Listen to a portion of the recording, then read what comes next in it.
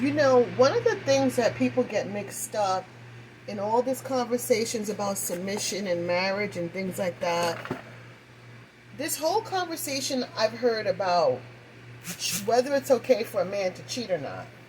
And then they talked about body count and it's different when a man does it versus a woman.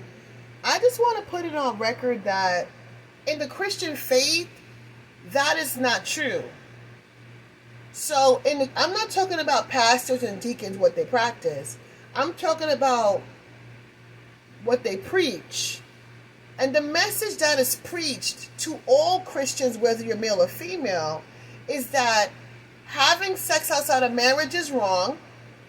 Cheating on your wife is wrong and unacceptable. And body count matters for man and woman. So when you guys are having this conversation about body count, that's a secular conversation with men that are very selfish. When you're talking about submission and they want you to submit even though they're not married to you, you're having a conversation with a secular man who is just making up his own rules. When they tell you that body count doesn't matter for men, they're making that up because that's something that they're doing because they're selfish. So when you're dealing with a man who is not a Christian, hear me out. I'm not telling you all Christian men are saints, meaning that they're perfect. But when you're dealing with the message of the modern world versus the message that we get out of the church, okay, whether you like religion or not, the message out of the church says everyone is supposed to be abstinent, not just the women. Everyone should have a low body count, not just the women.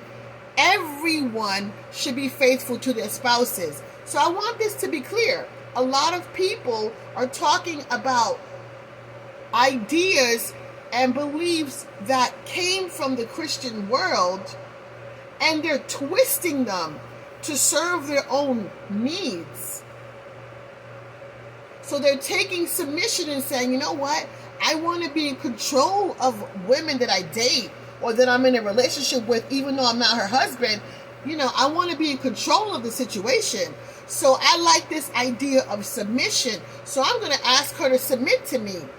And a lot of non-Christian women are getting caught up in this idea of submission, not really understanding that the submission that we talk about in the church has nothing to do with the submission that these men are talking about.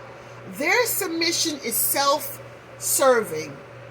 Everything that these men are asking for is completely self-serving. Completely. Remember, I'm not talking about what the pastor practices. I'm talking about what the pastor preaches. So the pastor has preached for everyone to be faithful in their marriage, for everyone to abstain from what they call fornication and intercourse before they get married. The pastor is preaching, love your wife as Christ loved the church and gave his body for it. And women are to submit to their husbands and respect their husbands, and on and on and on. There is there's never a message that says submit to your boyfriend. There is no message that says pay your girlfriend's bills.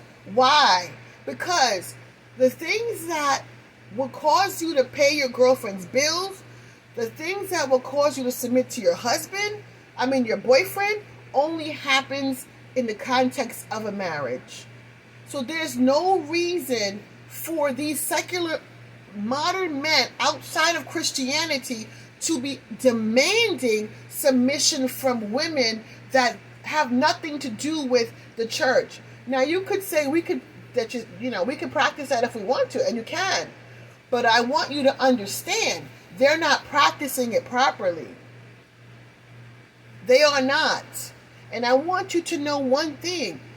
Whether or not Christians are perfect or not, and we could see a whole lot of imperfect Christians, but let me tell you something. The Christians that you don't see in the news, those are the ones that's practicing this, and they're happy and they're quiet about it. So I just want to say, if you're following a man who's telling you to submit to him, I don't care how much money he has, he's requiring submission. That is not your place as somebody who's outside of the church. I don't see any reason why a woman in her good senses who should give her will and her authority over her life to a man who hasn't pledged his life for her. I don't see any reason for that. But why women want to submit to a man who's not her husband, do you know what that means? You are submitting to his leadership, his direction over your life. It's not that you let him pick the restaurant. That is not submission. That's called cooperation. Submission is more complicated than that. It's not, oh, well, when he's talking, I listen. That's not submission. And by the way, not all couples, even that they're Christians, practice submission in the extreme way that people are talking about it, where he makes all the rules and she doesn't have a say in anything. That was the very old-fashioned way that men dominated women years ago, and I don't believe it still had anything to do with the church. Why do I say that? Because honestly, if you're in faith, not church, and you're in the Christian faith, believe me when I tell you, there's a gracefulness and a tenderness that you can have that allows you to hear your wife, because you're strong enough.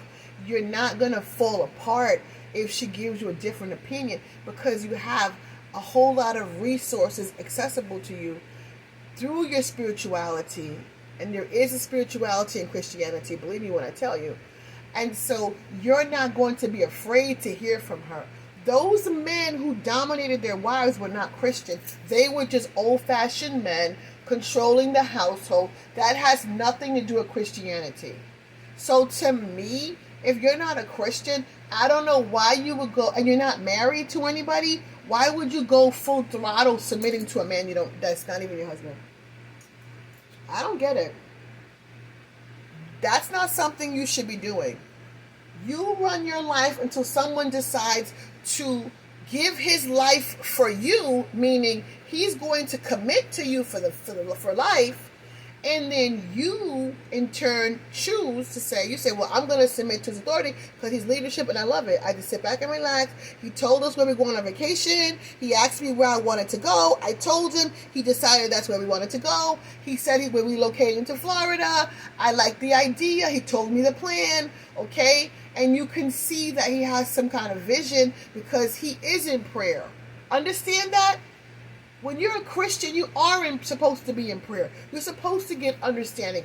We talk about manifestation, but in Christian reality, there is that same idea is dominant. But so many people are hung up on church rudimentary practices of going to church and carrying their Bible and reciting scriptures without any power behind it. And there are people who are walking in this powerful authority in Christ, and they are not controlling their wives because they know that she has also authority also. She also has power. And so he's not going to try to dominate her. So I wanted to share that today, and I hope it finds somebody. It is a blessing to somebody's heart. I hope it gives clarification to somebody who needs understanding about submission. And it's always your call what you do with your life, but you should be very, very thoughtful and quietly thoughtful, pensive about who you bring into your life, period. So that's that. Anyway, till next time, bye.